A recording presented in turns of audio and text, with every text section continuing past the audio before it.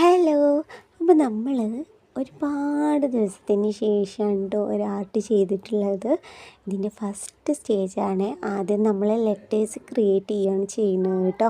ഒരു നെയിം, ഓരോ ലെറ്റേഴ്സും നമ്മൾ സ്വയം കണ്ടെത്തിയതോ അല്ലെങ്കിൽ നമുക്ക് ഏറ്റവും ഇഷ്ടപ്പെട്ടതോ ആയിട്ടുള്ള ഒരു ഫോണ്ട് തിരഞ്ഞെടുത്തിട്ടാണ് നമ്മൾ ഈ ലെറ്റേഴ്സ് ഒരു നെയിമിന് വേണ്ടിയിട്ട് നമ്മൾ ചെയ്തു വരുന്നത് കേട്ടോ.